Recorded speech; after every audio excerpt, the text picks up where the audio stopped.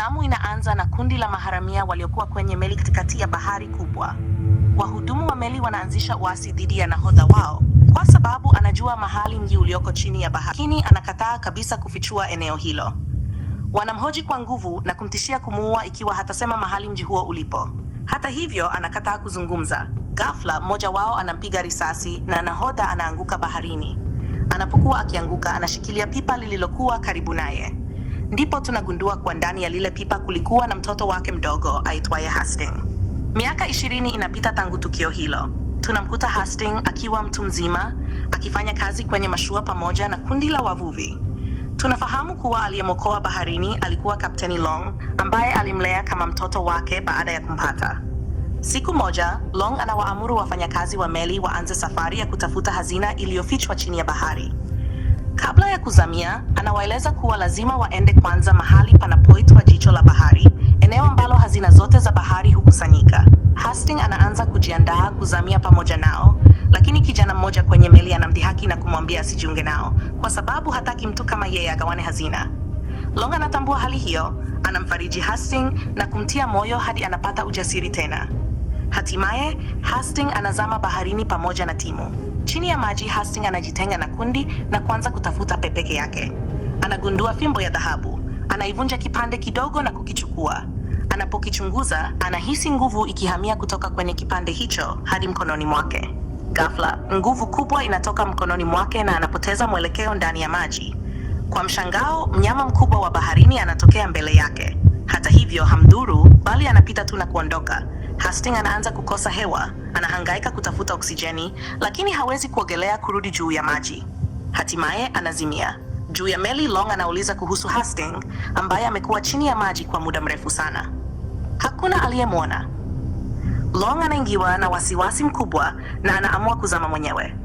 Anamkuta Hastings akiwa hana fahamu na anampa kifaa cha kupumulia. Hastings anazinduka tena. Wakiwa wanajiandaa kurudi juu ya maji, yule mnyama wa baharini anatokea tena. Anamshambulia Long na kumsukuma mbali na Hastings. Hastings anaamua kuogelea kwenda juu ili apumue. Anapofika juu, anakuta meli yao inashambuliwa na maharamia. Anapoangalia mbele, anamwona Long tena. Anajaa furaha kumwona akiwa hai, lakini furaha hiyo haidumu. Ghafla, yule mnyama wa baharini anatokea na kumeza Long mbele ya macho ya wote. Wafanyakazi wa meli, kwa hofu kubwa, wanakimbia eneo hilo na kumwacha Hastings peke yake katikati ya bahari. Baadaye, Hastings anaona meli ya maharamia ikimkaribia. Wanamkamata na kumfunga kwenye meli yao. Malkia wa maharamia anaona tatu ya maharamia kwenye bega lake na anamuuliza anatoka kundi gani la maharamia. Hastings anamwambia kuwa yeye si maharamia, bali ni mvuvi wa baharini, mtu wa jamii ya waishi wa majini. Baadaye tunamwona Hastings akiwa kwenye chumba cha malkia wa maharamia akitafuta kipande chake cha dhahabu. Anakipata na pia anaona ramani yenye alama kwenye kisiwa kinachoitwa kisiwa cha Elixir. Alama hiyo inaonyesha mpango wa kushambulia kisiwa hicho. Wakati huo huo, msichana aitwaye Anso anatokea mbele ya maharamia wakijaribu kumshambulia, lakini Hastings anamwokoa. Wanakimbia pamoja na kuruka baharini na kufanikiwa kufika kwenye mashua ndogo walioiba. Ghafla, Hastings anapigwa mshale mgongoni uliopigwa na malkia wa maharamia aliyekuwa na hasira kwa sababu hakufa.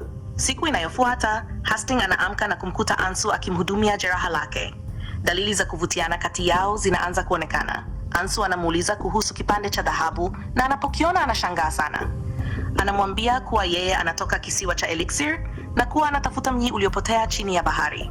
Kwa mujibu wa hadithi za kale, mji huo uko chini ya kisiwa cha Elixir. Wanaamua kuelekea huko.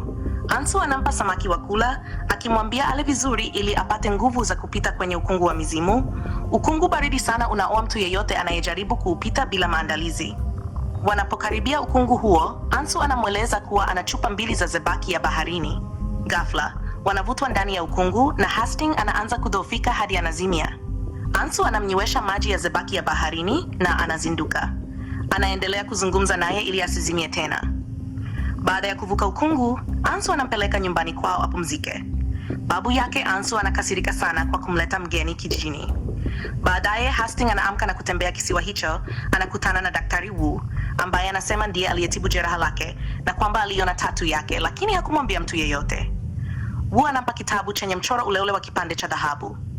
Kitabu kinaeleza kuwa mji wa chini ya bahari uko chini ya mlima mkubwa wenye umbo la meli. Wanapanda mlima huo na juu yake wanakuta duara la ajabu ndani ya maji. Wanazama na kuingia mahali pasipo na maji kabisa. Ndani ya pango, Hastings anakumbuka kuwa aliwahi kufika hapo zamani akiwa na baba yake. Ghafla, maji yanakuja kwa kasi, lakini Hastings anatoa nguvu mkononi mwake na kuyageuza maji kuwa barafu na kuwaokoa wote. Hatimaye ukweli wote unafichuliwa. Hastings anatambua kuwa yeye ndiye aliyefungua njia ya jicho la bahari na kwamba baba yake alikuwa kiongozi wa maharamia mwema.